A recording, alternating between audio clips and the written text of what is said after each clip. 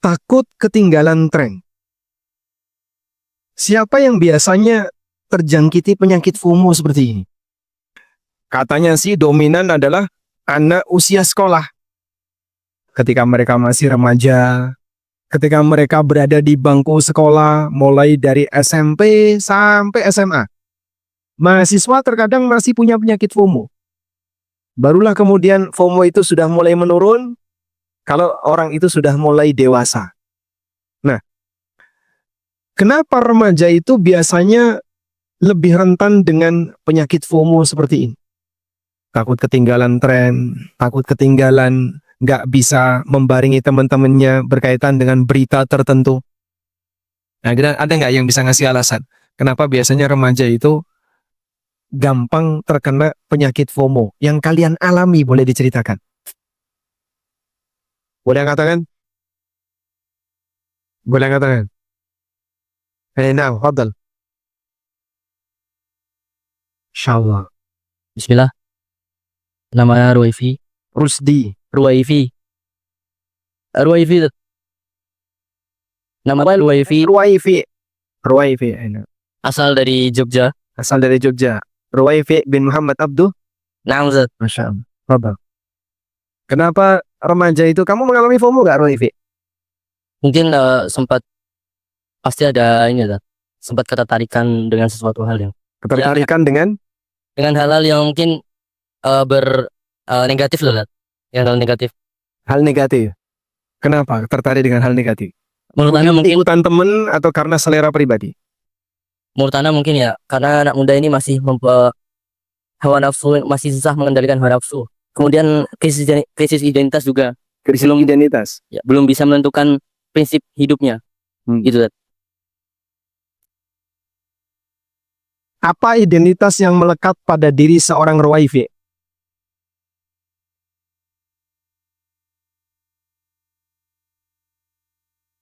Mungkin belum, kalau untuk saat ini belum bisa menetapkan, Ustaz. Masih bingung, Ustaz. Masih bingung. Identitasnya masih bingung. Ama antal muslim? Nah, ana muslim. Nah, fadal, insyaallah. Barakallahu fikum. Ruwaifi mau hadiah nggak? Boleh, Ustaz. Hadiah untuk Ruwaifi.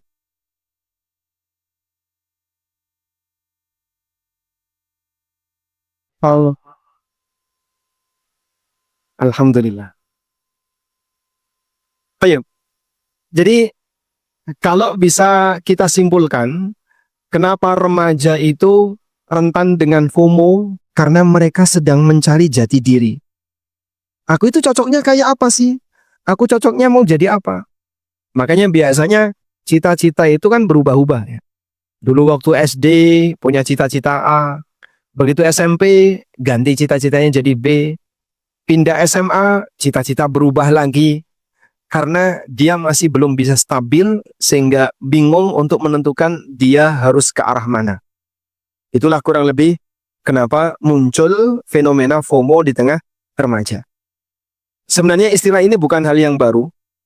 Bahkan sejak dulu sudah ada. Termasuk Ustadz sendiri juga pernah mengalami seperti itu. Dulu FOMO-nya karena apa, Ustadz? Dulu sewaktu masih SMA juga bingung. Mau kemana nanti setelah lulus.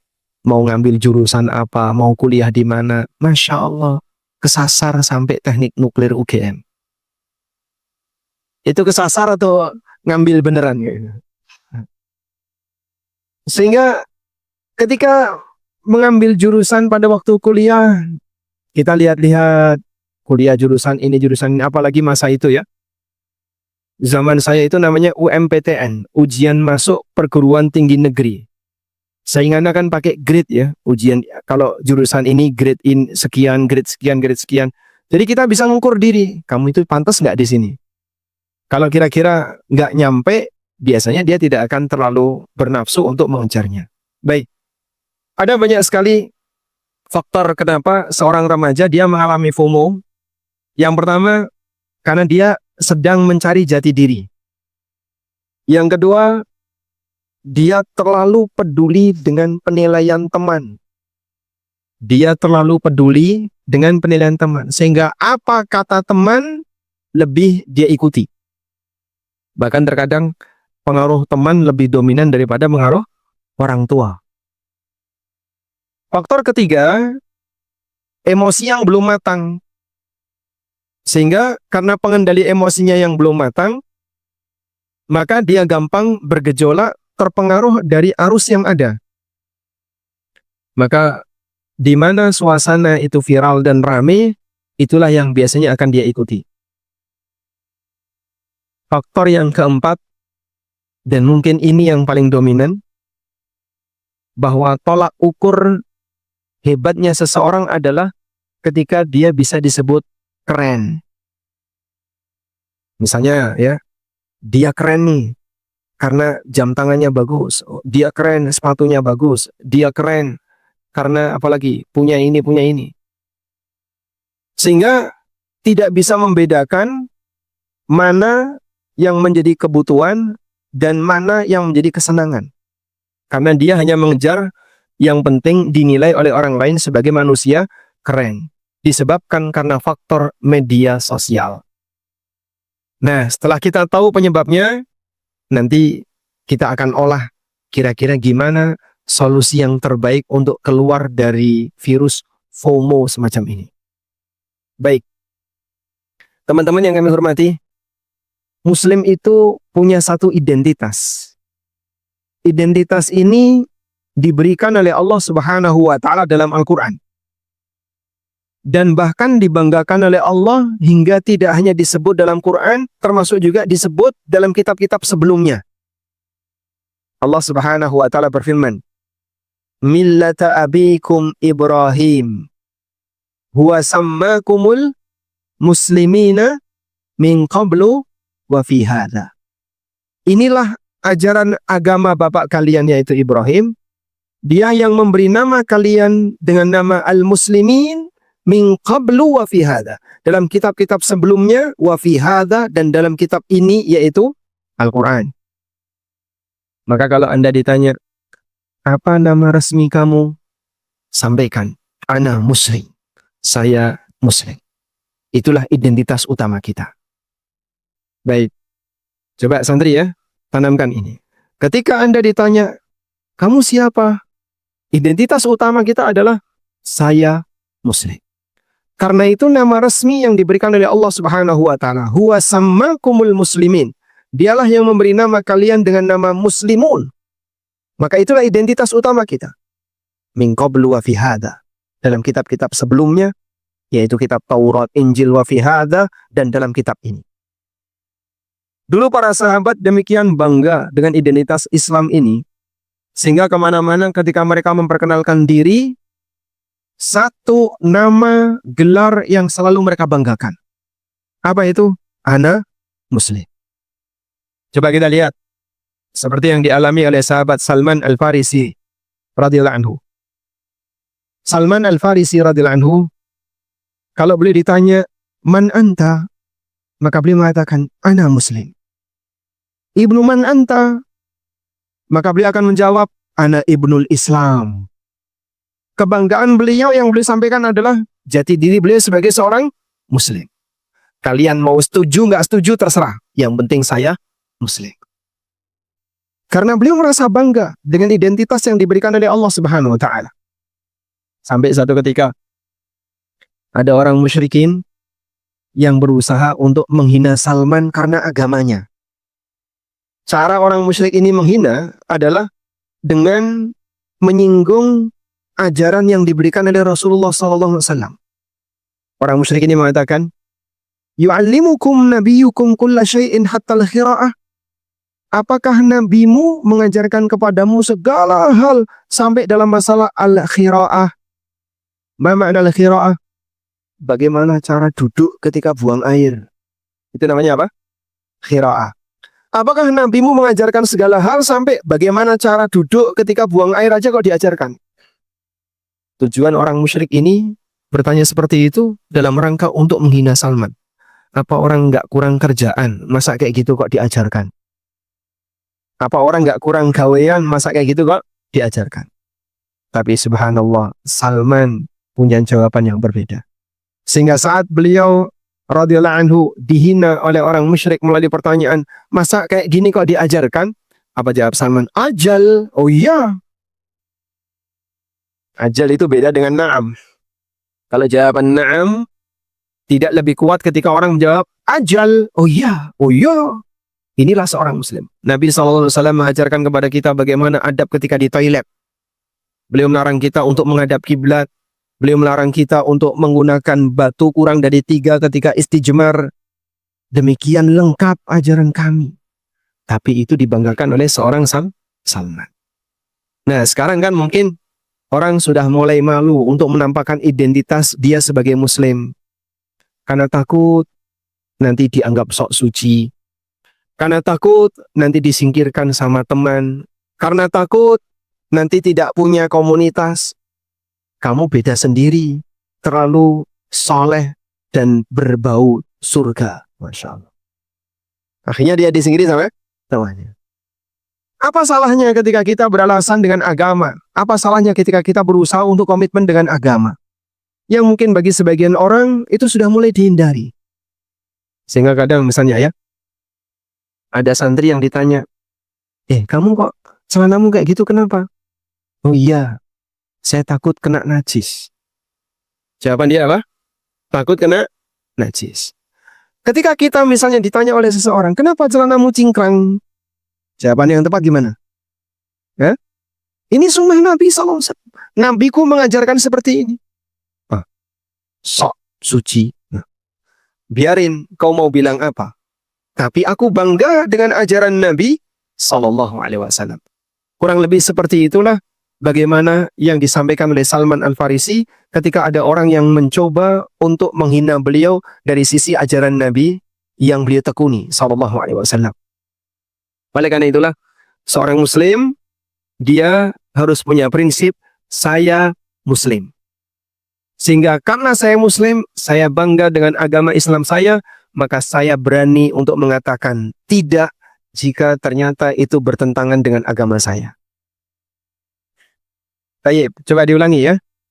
Saya muslim, maka saya bangga dengan agama yang saya miliki dan saya berani untuk mengatakan tidak apabila ada tren yang tidak sesuai dengan ajaran agama saya. Nah, gitu. Dia memperkenalkan identitasnya. Baik. Di sini yang paling muda kelas berapa? Ada kelas 9? Semua kelas 9? Oh, semua kelas 9. Masya Allah. Semua kelas 9. Yang datang dari paling jauh mana? Mana yang dari? Naam. Min aina anta ya fulan? Ambon. Ada yang lebih timur dari Ambon? Dari? Dari timur Pondok? Nah, dari Ambon. Ayo, Mas Mukal Karim? Raihan Razan Rosi. Raihan Nazar Rashid. Masya. Ya Raihan. Kalau ada orang bertanya kepada kamu, jelaskan identitas kamu. Mada takul?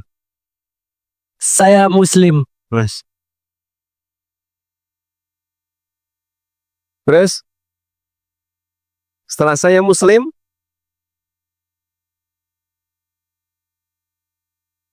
Dan saya bangga sebagai seorang muslim. saya bangga sebagai seorang muslim. Kalau diajak sama temennya,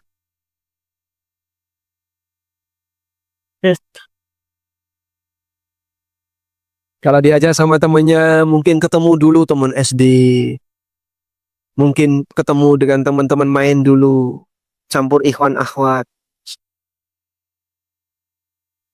Saya berani bilang tidak.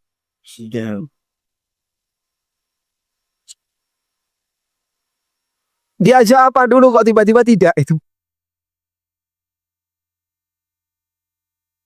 Saya berani bilang tidak jika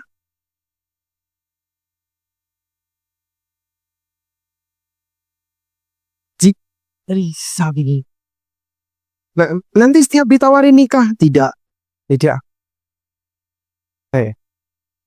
Jika dia mengajak saya kepada keburukan. Masya Allah.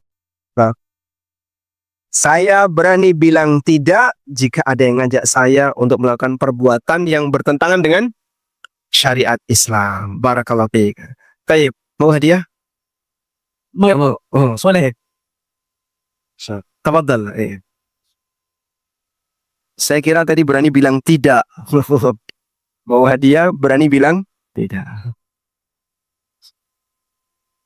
Masya Allah.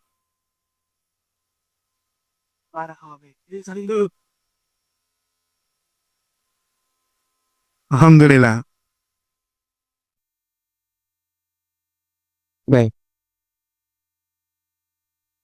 Dan beliau siap untuk ditertawakan sama temannya satu kelas.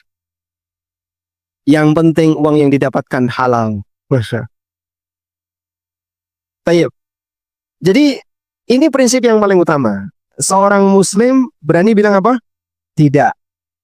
Anda normalisasi kata tidak. Normalisasi kata tidak itu gimana, Pak? Saya nggak malu untuk ngomong tidak.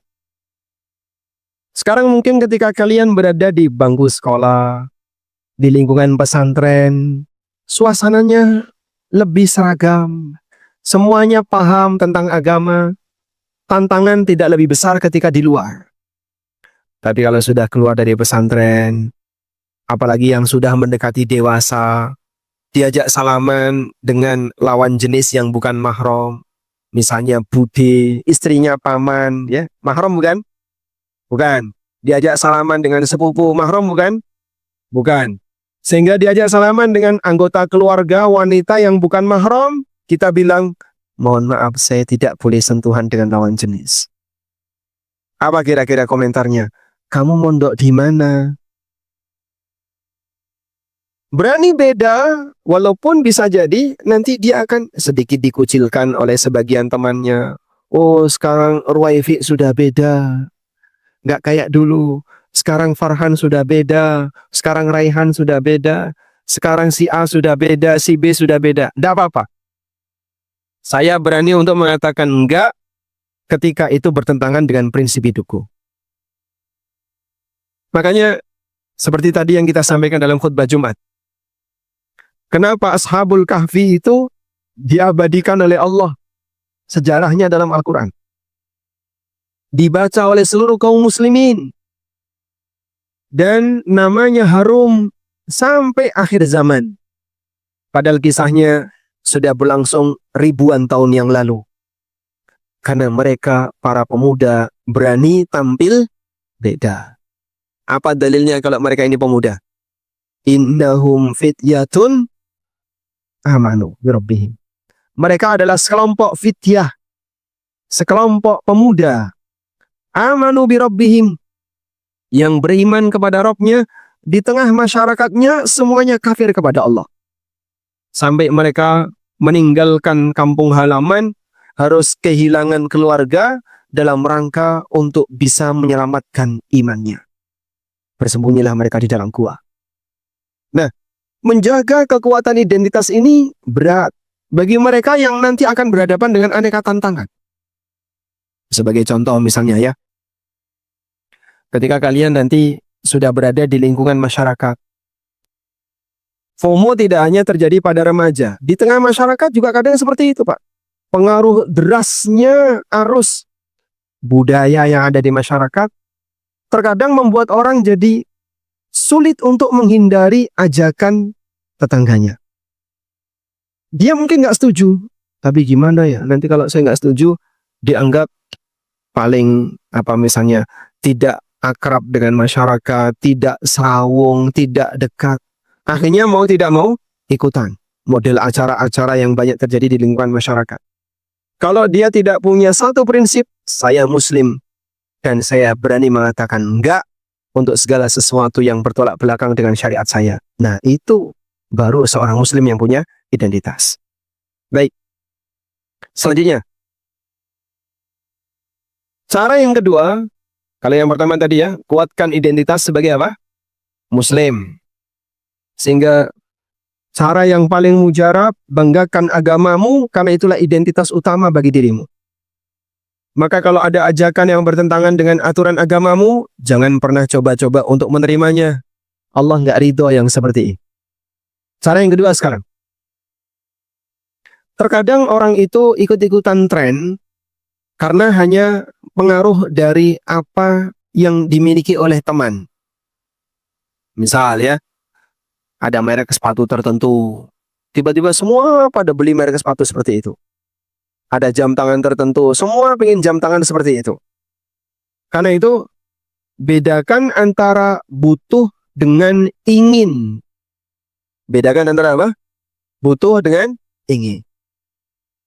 Itu semuanya pada pernah makan, sekarang makanan tren itu apa, Pak? Ada, Ustaz. Misalnya makanan serba Korea. Ini sudah pernah cerita makanan Korea, ini makanan Korea, makanan Korea. Kok kamu gudeg ini gimana? Tahu bacem, tempe bengek. Wah, ini makanan tidak kekinian. Akhirnya terkadang dia merasa temannya sudah pernah merasakan ini. Minta sama orang tuanya, Pak, minta belikan makanan ini. Bingung orang tuanya, ini dibelikan di mana? Loh, kenapa kok anaknya sampai minta seperti itu? Katanya temennya makan kayak gitu, bilang enak, dia terus pingin makan seperti itu. Ada kayak gitu? Ada. Nah, kalau terjadi seperti ini, tolong bedain ya. Kau butuh nggak dengan makanan itu? Ya, makanan kan seadanya. Tidak harus makan seperti itu. Maka bedakan antara butuh dengan ingin. Kalau hanya sebatas menuruti keinginan, nggak ada ujungnya. Makanya sesuaikan keinginan dengan kebutuhan, dan jangan jadikan kebutuhan menuruti keinginan. Tulis. Daripada main-main. Sesuaikan keinginan dengan kebutuhan, dan jangan jadikan keinginan dan jangan jadikan kebutuhan mengikuti keinginan. Ulangi. Sesuaikan keinginan dengan kebutuhan, dan jangan jadikan kebutuhan mengikuti keinginan. Karena orang kalau cuma ngekor pada keinginan, gak ada ujungnya. Ada satu kondisi di mana orang perlu menahan diri. Kamu pengen apa? Pengen ini. Tahan, bisa nggak? Aku tapi pengen. Loh, kenapa? Temanku sudah pernah. Sudah, coba kamu tahan, sabar. Tapi pengen. Masya Allah. Sesuaikan dengan kemampuan orang tuamu. Sesuaikan dengan kebutuhanmu. Kamu butuh nggak? Ya nggak butuh, tapi pengen. Ini terlalu memaksakan, sehingga kebutuhannya mengikuti keinginan. Allah Subhanahu wa Ta'ala menjelaskan dalam Al-Quran tentang kriteria ibadur rahman. Ada yang hafal kriteria ibadur rahman di surat apa? Surat Al-Furqan. Di antara kriteria ibadur rahman yang disebutkan di surat Al-Furqan, walladzina idza anfaqu lam yusrifu wa lam yaqturu wa kana baina dzalika qawama. Coba diulang. Walladzina idza anfaqu lam yusrifu wa lam yaqturu wa kana baina dzalika qawama. Di antara sifatnya ibadur rahman adalah orang yang ketika mereka mengeluarkan harta, mereka tidak israf, tidak boros, dan tidak pelit, tapi pertengahan di antara keduanya. Nah, ada satu tafsir yang pernah disampaikan oleh Al-Qurtubi. Beliau mengutip keterangan Umar bin Khattab radhiyallahu anhu. Ditulis ini ya. Al-Qurtubi mengutip keterangan Umar bin Khattab dalam tafsirnya. Da? Kafa bil mar'i sarafan alla yashtahiya syai'an illa ishtarahu fa'akalah. Kafa bil mar'i sarafan alla yastahiya syai'an illa ishtarahu fa'akalah. Cukuplah seseorang disebut boros. Cukuplah seseorang disebut boros jika setiap kali dia pengen sesuatu, langsung dikejar, dibeli, terus dia makan. Coba diulang ya. Cukuplah seseorang disebut boros jika dia pengen sesuatu, langsung dikejar, kemudian dia beli, terus dia makan. Hanya karena masalah tren. Katanya ini enak, rame pada datang ke situ. Mie yang kayak gini enak, mie-nya jadi rame. Nanti apa lagi? Es apa? Es coklat ini enak, rame ya coklat. Sehingga apa yang dia makan dikendalikan oleh tren. Apalagi model makanan-makanan yang namanya datang dari luar.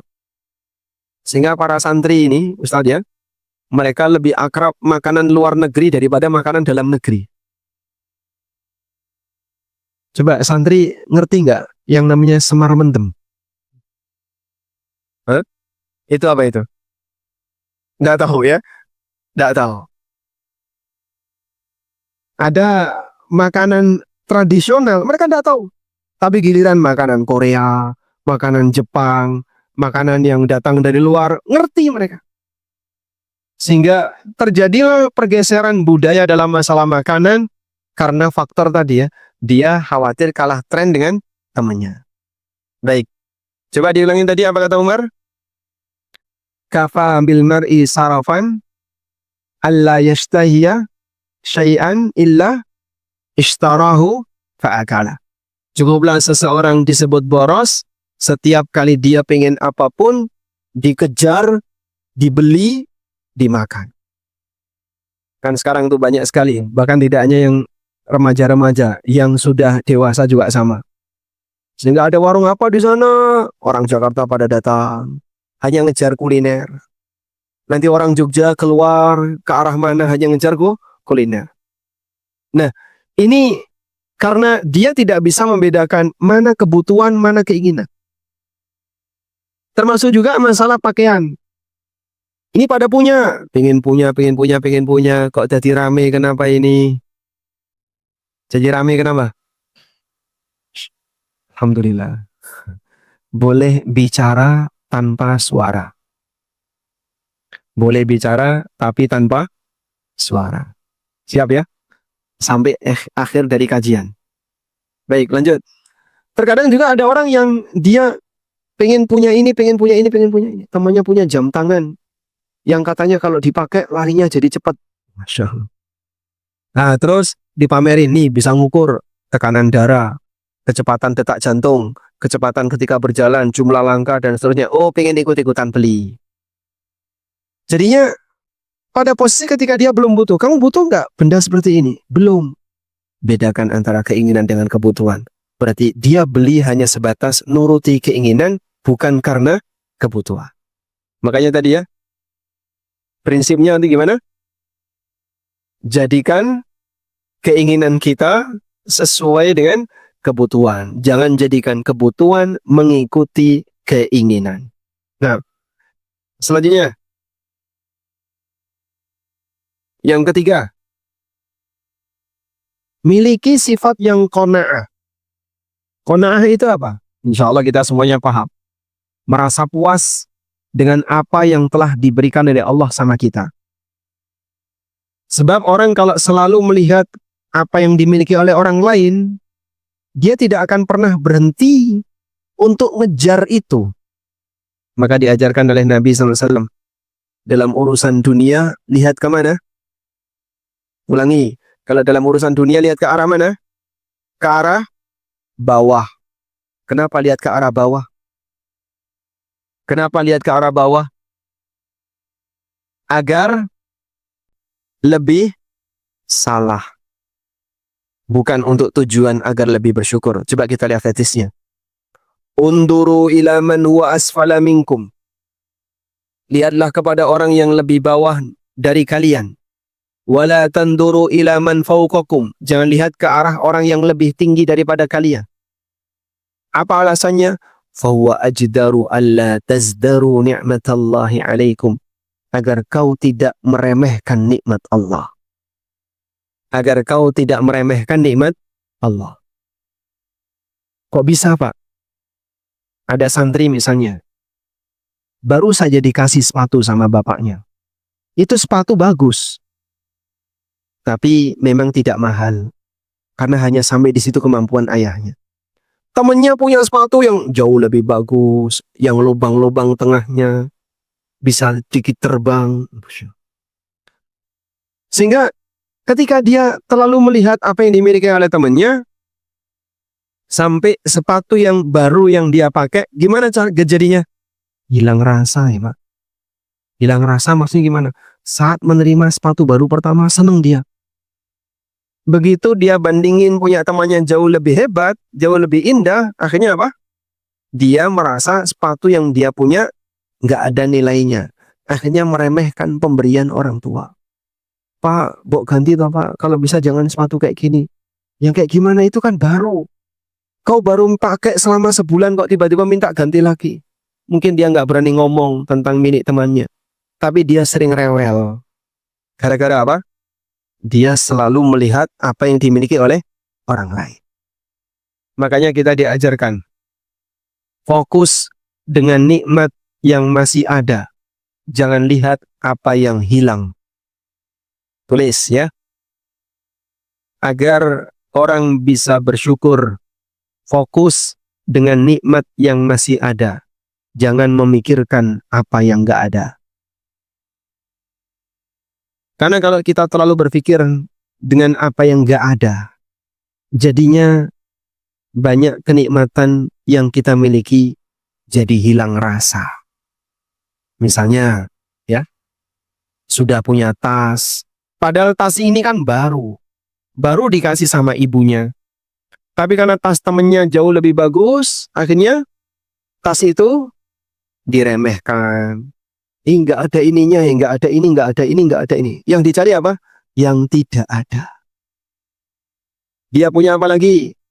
Punya sepatu, punya baju, tapi kan nggak ada ininya, nggak ada saku di sini, nggak ada ini, nggak ada ini. Lah terus maunya gimana? Saya maunya yang ada ini, yang ada ini, yang ada ini. Karena dia terlalu fokus dengan yang nggak ada, akhirnya dia melupakan yang ada. Apalagi biasanya jajanan. Masing-masing santri kan dikasih jajan sama orang tuanya. Ketika dia sudah punya jajan, dia pingin jajan punya temannya. Tapi saya belum punya ini, saya nggak ada ini. Nah, orang kalau kayak gini caranya, maka dia tidak akan bisa bersyukur kepada Allah. Ada satu cerita yang sangat menarik. Sudah pernah dengar ceritanya belum? Mau diceritain nggak? Atau nggak usah aja ya, kita lanjutkan. Perlu diceritain nggak? Mau ceritain. Mungkin cerita ini para santri sudah pernah dengar.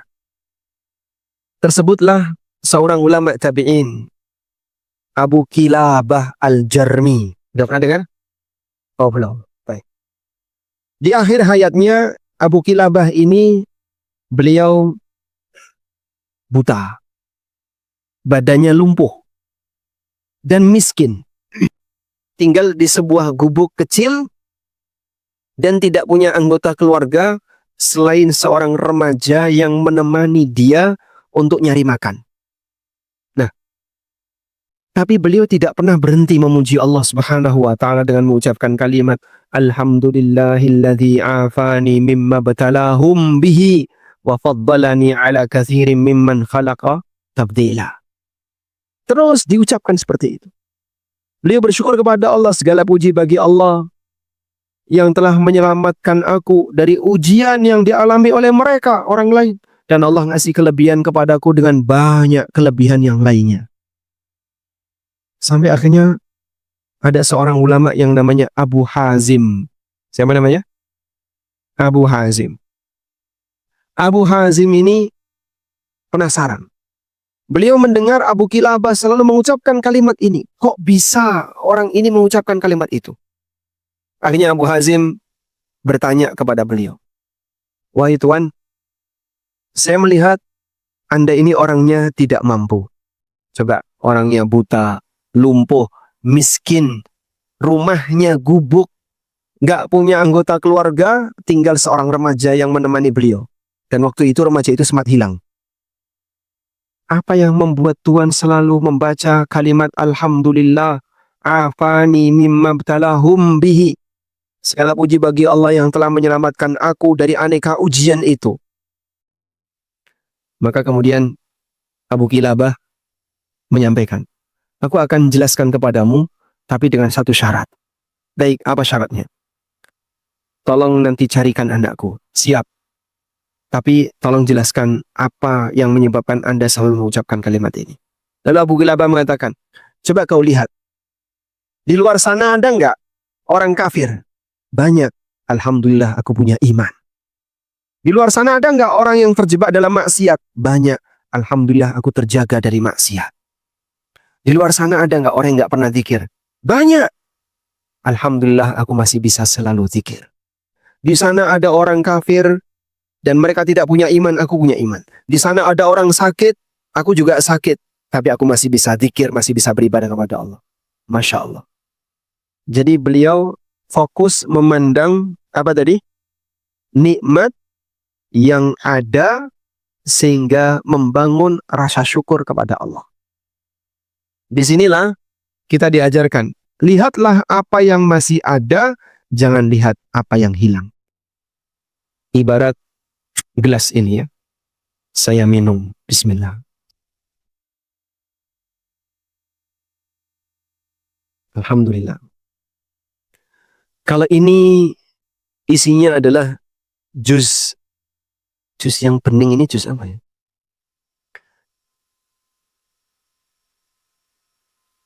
Es batu. Jus es batu. Sudah, baik. Kalau Anda menghendaki, kok nggak ada jus jeruknya, nggak ada jus mangganya, nggak ada buah naga. Apa yang ada ini, inilah nikmat kamu. Ketika kau berpikir yang lain, kau tidak akan bisa mensyukuri apa yang ada. Maka teman-teman para santri ya, begitu Anda melihat pada diri Anda ada apa, perhatikan nikmat apa yang masih ada pada dirimu. Baik, sekarang masing-masing santri, coba tuliskan. Tulis ya. Waktunya kurang dari 1 menit. Tuliskan 3 nikmat terbesar yang saat ini Anda miliki. Kurang dari 1 menit.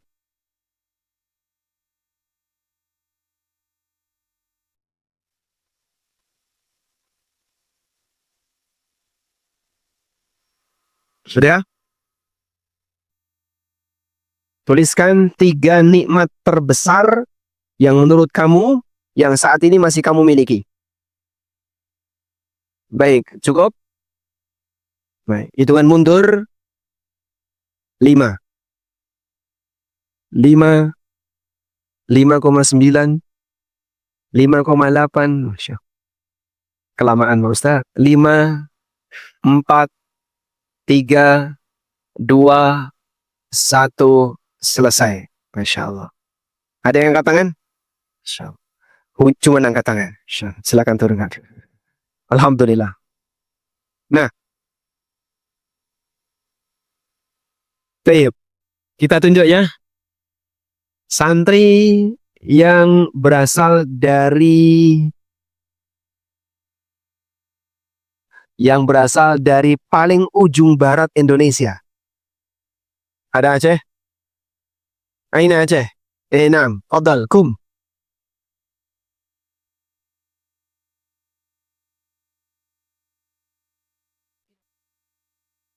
Sebutkan tadi apa yang Anda tulis, berikut alasannya. Allah yang serba bisa. Gimana? Allah yang serba bisa. Allah yang serba bisa. Islam. Islam. Sehat. Sehat. 3 nikmat paling besar. Allah yang Maha Kuasa. Maksudnya apa itu? Jadi bisa minta apa aja kepada Allah. Bisa? Minta apa aja sama Allah. Dia punya Allah, aku punya Allah. Itu nikmat ya. Nah, punya Allah maksudnya apa? Aku bisa minta apapun kepada Allah. Yang kedua, Islam beragama. Islam. Kenapa? Karena Islam ini bisa membuat diri lebih tenang. Bisa membuat diri lebih tenang. Ketenangan apa yang kau dapatkan dari Islam? Ketenangan mental dan jiwa.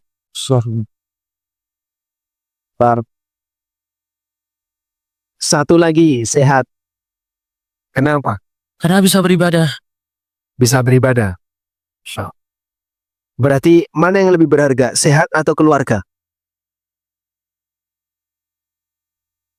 Dua-duanya. Dua-duanya.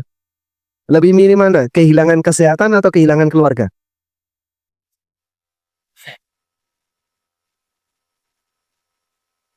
Enggak dua-duanya. Enggak, dua-duanya. Masya Allah. Barakallahu fikum. Dapat hadiah ya? Alhamdulillah. Faddal, taqaddam. Masmukal karim? Abdul Malik. Faddal Abdul Malik. Ya Abdul Malik. Allah.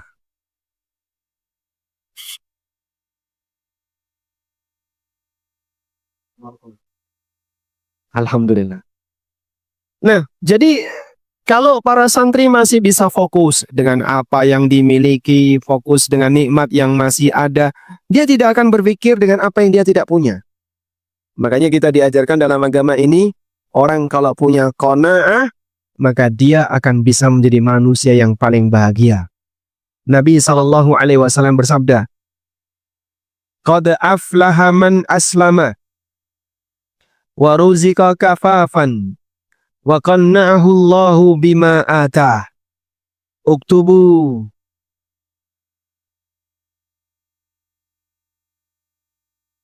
Qad aflaha man aslama, wa ruzika kafafan.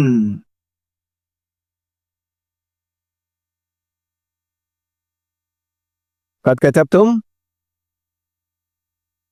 Taib. U'iduha. Qad aflaha man aslama, wa ruzika kafafan, wa qanna'ahu Allahu bima atah. Wa qanna'ahu Allahu bima atah. Coba dibaca. Qad aflaha man aslama, wa ruzika ats-tsalits, wa qanna'ahu Allah. Tiga kunci orang bisa menjadi muflih. Ma makna muflih? Ma makna aflaha? Beruntung. Sungguh beruntung orang yang masuk Islam. Wa ruzika kafafan, dia diberi rezeki yang cukup. Kenapa Pak diberi rezeki yang cukup kok beruntung? Sehingga dia nggak meminta-minta. Karena rezekinya sudah cukup. Dia bisa hidup tanpa harus bergantung kepada orang lain. Yang ketiga, wa qanna'ahu Allahu bima atah. Dan Allah jadikan dia hamba yang qanaah terhadap apa yang telah Allah berikan kepadanya. Karena dengan ini dia bisa bahagia dengan nikmat. Ditulis ya. Dengan qanaah hamba bisa berbahagia dengan nikmat Allah. Nggak semua orang bisa bahagia dengan nikmat Allah. Penghargaan seorang hamba terhadap nikmat Allah diukur sejauh mana dia bisa berbahagia dengan nikmat Allah. Sehingga dia merasa sangat bersyukur, berterima kasih kepada Allah, senang dengan nikmat itu. Dan itulah makna hadis Nabi SAW, "Innallaha yuhibbu ayyara asara ni'matihi ala abdih." Allah senang melihat pengaruh nikmat yang Allah berikan kepada hambanya. Baik, sudah? Belajar punya qanaah, caranya gimana tadi? Fokus terhadap nikmat yang ada. Jangan lihat tren milik orang lain, nikmat yang ada pada diri orang lain. Karena kalau kita fokus dengan nikmat yang ada, maka kita akan bisa lebih bersyukur kepada Allah Subhanahu wa taala. Qala Asy-Syafi'i rahimahullah. Qala Asy-Syafi'i rahimahullah, uktubu. Mada qala Asy-Syafi'i? Idza ma kunta dha qalbin qanu, fa anta wa malikud dunya sawa. Idza ma kunta dha qalbin qanu, fa anta wa malikud dunya sawa. Coba diulangi. Idza ma kunta dha qalbin qanu, qanu'in, fa anta wa malikud dunya sawa. Kalau kamu punya hati yang qanaah, maka kamu dengan raja dunia sama saja. Baik. Nah itu diawali dari apa tadi? Berbahagia dengan nikmat Allah. Dia fokus dengan nikmat yang ada dan tidak berpikir apa yang tidak dia miliki. Baik, selanjutnya.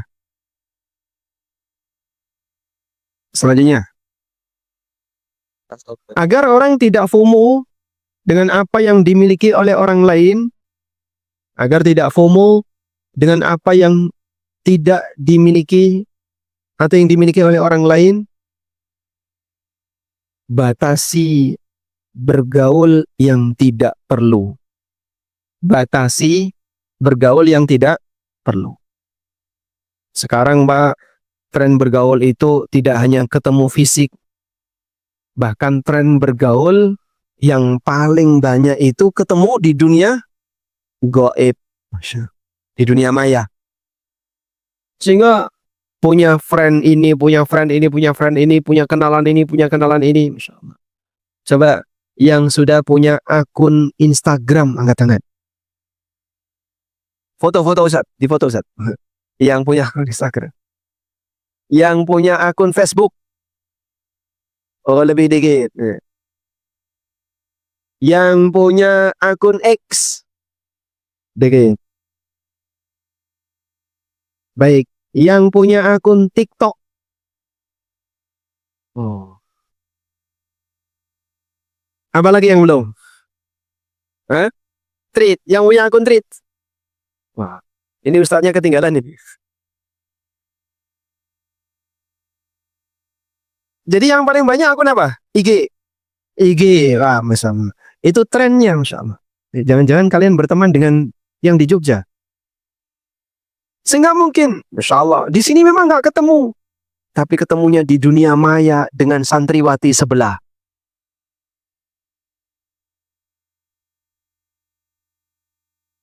Ngaku coba, angkat tangan. Ada nggak yang berteman di IG? Sebelahnya, tuh ya. Masya Allah. Subhanallah. Mata tidak pernah memandang. Fisik tidak pernah bersentuhan. Tapi sehati dalam tempat. Wah. Sama-sama di Al-Irsyad. Jangan dilanjutkan ya. Segera unfriend. Siap? Nah. Ada nggak yang nggak punya akun medsos apapun? Yang nggak punya akun medsos apapun? 1, 2, 3. Ada? Yang nggak punya nggak tahu yang nggak punya. Alhamdulillah, alhamdulillah, masya Allah. Nggak takut dikatain, wah kamu kurang apa namanya? Kurang gaul, nggak ikut perkembangan zaman. Ini kayak orang jadul. Ada nggak yang kira-kira dibilangin kayak gitu? Yang nggak punya akun medsos, kamu nggak punya IG? Anak zaman sekarang, kamu nih gena masih baby boomers. Masya Allah. Terus kenapa? Apa salahnya? Sudah butuh atau belum? Belum.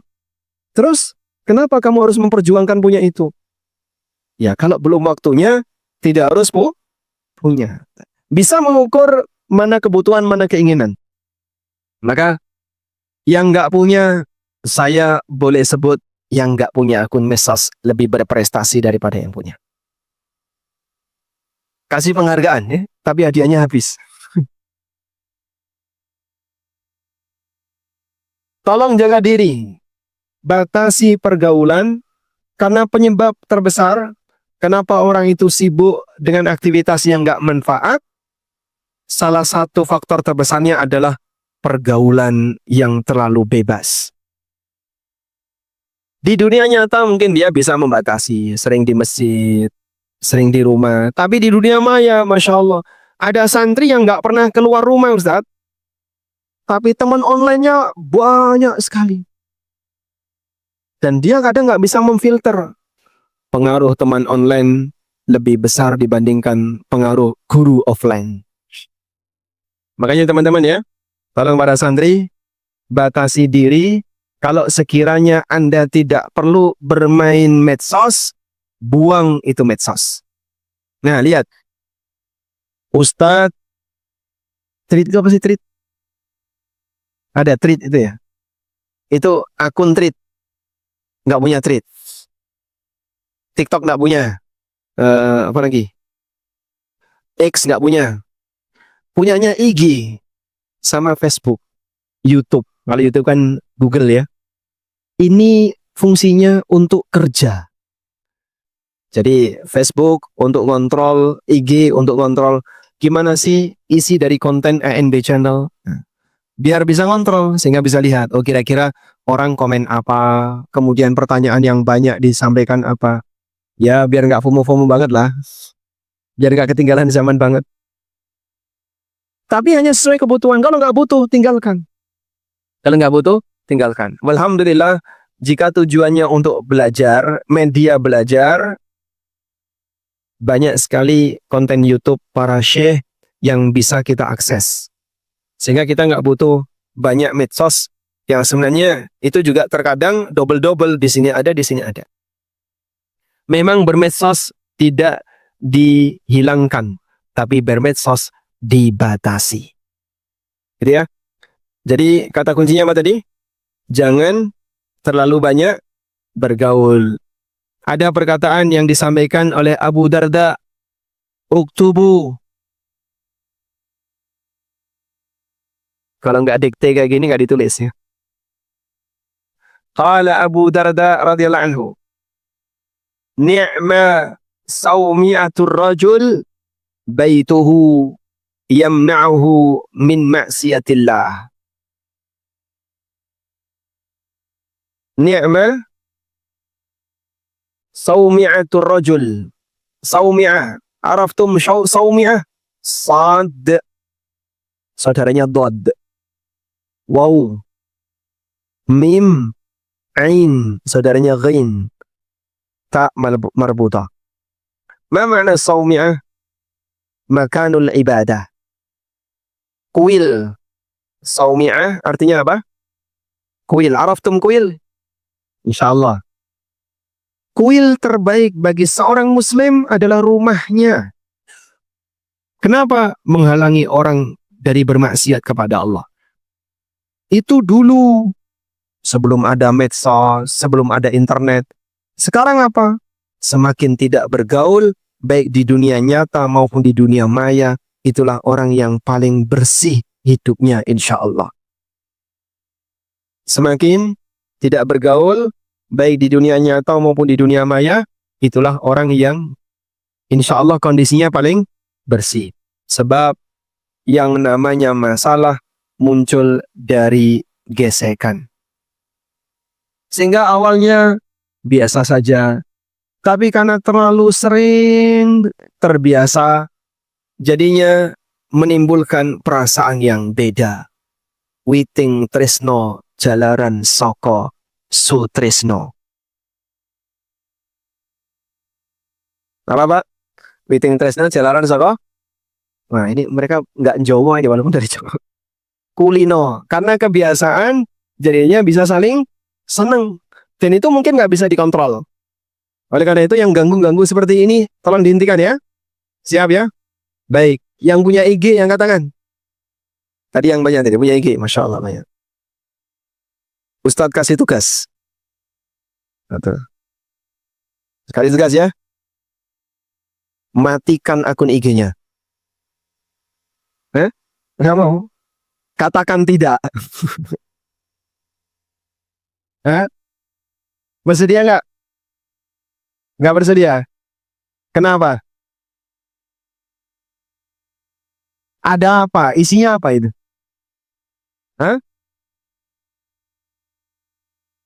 Ilmu.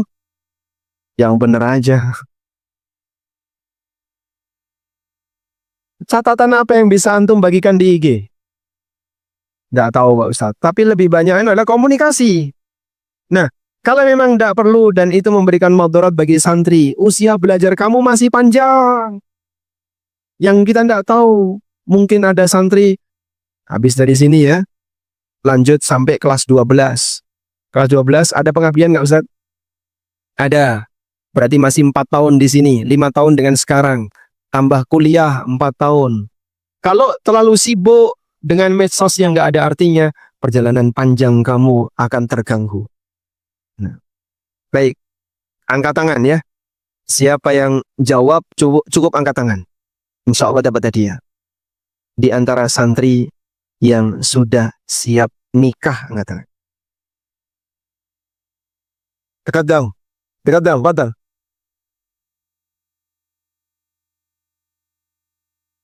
Mana tadi? Nggak jadi? Oh, nggak jadi. Nggak jadi?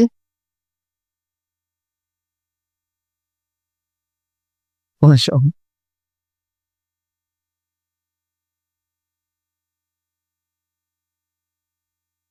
Masya Allah. Allah. Dari mana? Di sini, dari Bekasi. Mas Mukal Karim. Namanya? Hanif. Masya Allah. Hanif.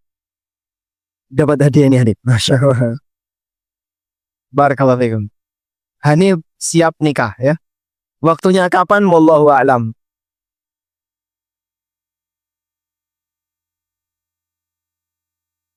Maksudnya begini, kalau memang belum waktunya, ya, misalnya punya hubungan kedekatan dengan lawan jenis gara-gara terlalu sering di medsos. Kalau memang belum waktunya, ganggu belajar, udahlah tinggalkan saja. Gesekan yang terlalu banyak bisa menimbulkan gangguan tidak sehat ketika orang mau belajar. Wallahu alam. Baik, mungkin sampai di situ pengantar yang bisa Ustadz sampaikan. Kita masih punya sisa waktu sampai jam berapa Ustadz? Jam 3. Jam 3. Insya Allah dalam waktu kurang lebih 25 menit nanti kita gunakan untuk mendengarkan curhatan dari para santri. Wassallallahu ala nabiyyina Muhammadin wa ala alihi wa sahbihi wasallam.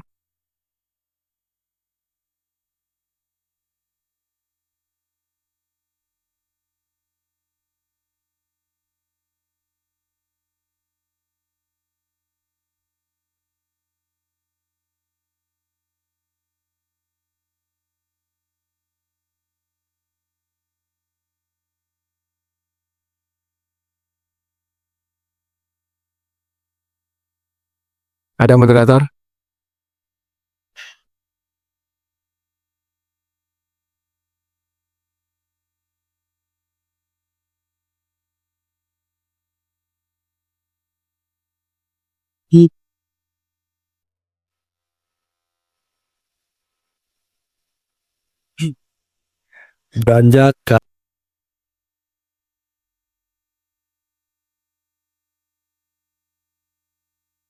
Beranjak ke acara selanjutnya, sesi tanya jawab bagi santri yang ingin bertanya kepada Ustadz langsung.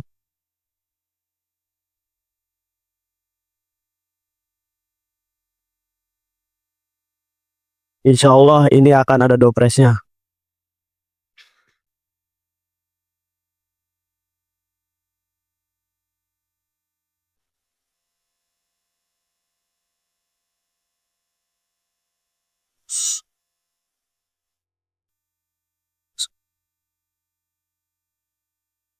Dan gajian yang kan bilang, kok mana ingatan naranya.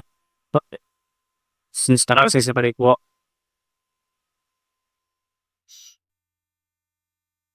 Nah, alhamdulillah.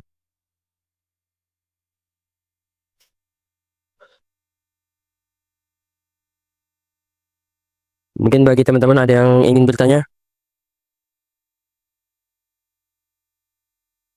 Insya Allah. Jika tidak ada yang bertanya, Anda persilakan kepada Ustadz. Persilakan Bu apa? Jika Ustadz nanya ke santri, insya Allah ada dopresnya. Baik. Ini ada voucher. Banyak voucher. Untuk para santri yang bisa menjawab pertanyaan. Angkat tangan dulu. Silakan, tafadhal. Berdiri berikum.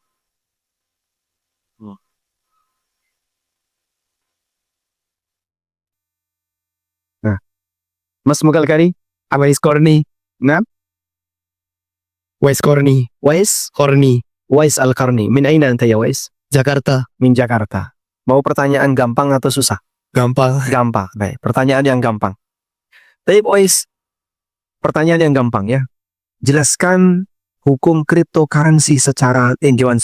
Kuplito. Haram. Pertanyaannya Wais ya. Tadi kita menyebutkan tentang qanaah. Bagaimana cara untuk agar bisa qanaah? Ini sih. Caranya adalah ini ya. Bebankan antara bedakan antara butuh dengan ingin. Bedakan antara butuh dan ingin. Jangan apa-apa tergantung keinginan. Sesuaikan keinginan dengan kebutuhan. Jangan membuat kebutuhan bergantung dengan keinginan. Wow.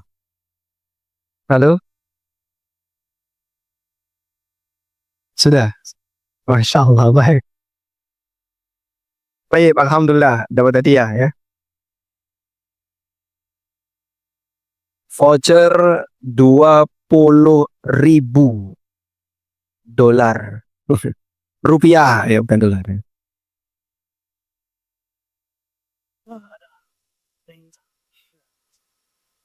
Barakallahu fikum. Selanjutnya, pertanyaan berikutnya. Angkat tangan dulu. Angkat tangan.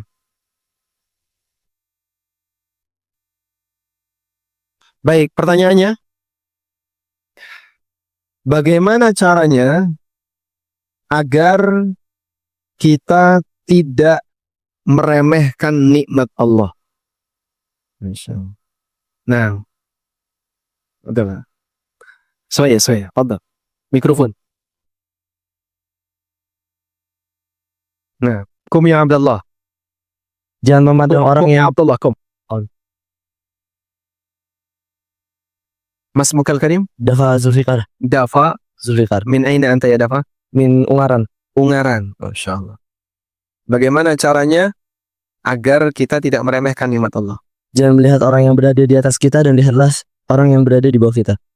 Dari sisi Dari sisi dunia. dunia. Lalu, Lalu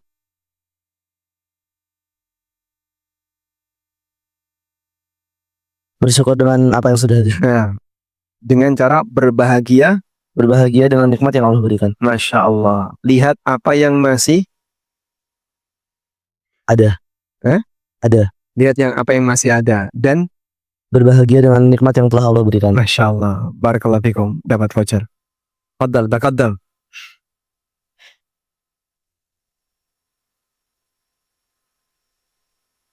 Alhamdulillah.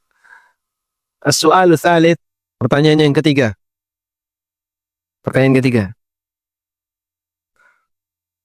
Tadi kita menyebutkan tentang untuk menghindari FOMO adalah kuatkan identitas. Jelaskan bagaimana seorang muslim menguatkan identitasnya. Masya Allah. Mana? Man? Siapa Ustaz? Sahibul Wara. Fadal. Sahibul Zawiyah. Sebagai Arif nafsaka. nama saya Fahriza Ahmad Al-Fayad.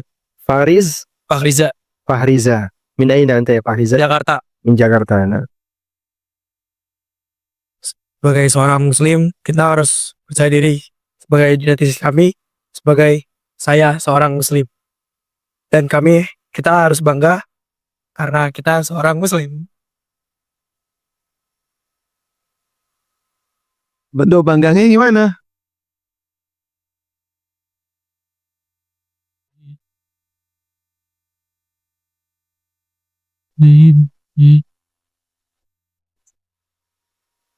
Bagaimana bentuk bangga? Pembuktian Anda bangga. Pembuktian kalau kamu bangga sebagai seorang muslim. Gimana? Karena saya mengikuti syariat Islam. Ya. Berusaha mengikuti syariat Islam. Lalu berani Tidak, bilang tidak, tidak ketika ketika diajak untuk suatu hal yang bertentangan dengan syariat Islam. Masya Allah. Barakallahu fiik. Tafadhal, taqaddam.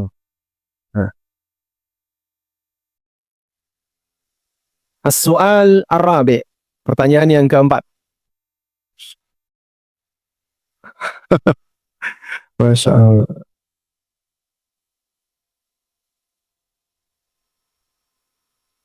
Jazakallah. Insyaallah. As-soal ar-rabi'.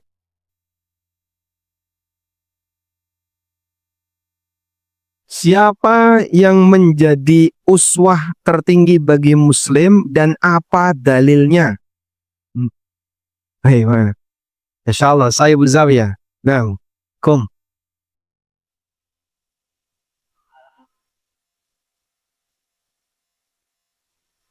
Nabi Muhammad. Arif nafsaka. Namanya Muhammad Ilman Nafia. Muhammad Ilman Nafia Ilman Nafi'ah. Terus dari Depok. Depok. Uswah tertinggi seorang Muslim adalah Nabi Muhammad SAW. mad dalil, Wa innaka la'ala khuluqin adim. bukan itu. Itu berkaitan dengan akhlak Nabi SAW. Laqad kana lakum. Dalilnya dat. Nah, Laqad kana lakum fihim uswatun hasanah. laqad kana lakum Fihim. Fihim. fi Rasulillah.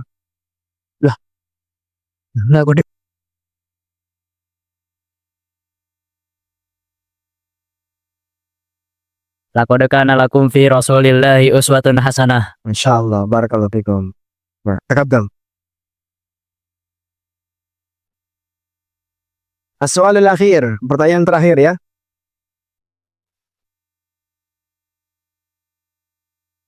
Pertanyaan terakhir. Barakallahu fiik. Baik. Yang bisa mengulang hal atau penyebab, bukan penyebab, saya ulangi ya. Yang bisa mengulang apa saja untuk bisa menanggulangi FOMO tanpa lihat catatan. Fadal. Kum.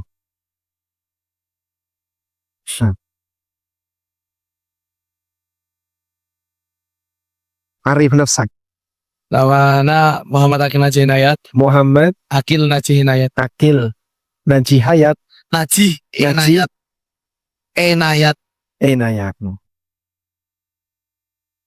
Min aina anta ya Muhammad? Min Kediri. Kediri. Ya. Sebutkan hal-hal yang bisa menanggulangi FOMO. Fokus dengan yang ada dan Satu. lagi ya. Dan jalan mencari yang tidak ada. Fokus yang ada, jangan mencari yang tidak ada. Yang kedua. Lagi gak tahu ya, satu doang tau ya. Tadi Ustaz nyebutkan ada banyak. Bersyukur. Bos.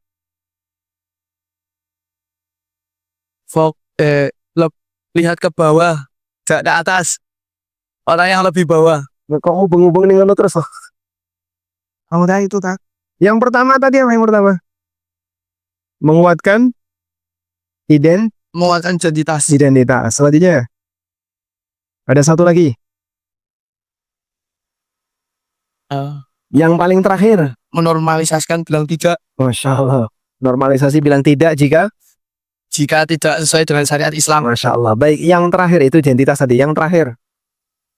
Membatasi pergaulan. Masya Allah. Barakallahu fikum. Taqaddam.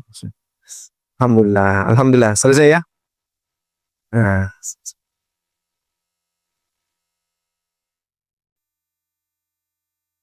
Ya Muhammad, tadi kok tiba-tiba angkat tangan itu nekat atau gimana? Barakallahu fiik. Alhamdulillah. Baik, sudah habis hadiahnya? Cukup, Ustaz? Alhamdulillah. Baik, mungkin itu yang bisa kita bahas. Semoga apa yang kita bahas ini menjadi bekal yang bermanfaat. Dan mudah-mudahan Allah berikan kepada kita limpahan hidayah untuk selalu bisa istiqamah. Terutama menghadapi aneka arus kehidupan. Kalau orang tidak punya ketahanan yang kuat terhadap iman, bisa saja dia ikut dengan arus yang ada. Semoga Allah Subhanahu wa taala melimpahkan hidayah dan kekuatan istiqomah bagi kita. Wa sallallahu ala nabiyyina Muhammadin wa ala alihi wa sahbihi wa sallam. Wa akhiru da'wana alhamdulillahi rabbil alamin. Wassalamualaikum warahmatullahi wabarakatuh.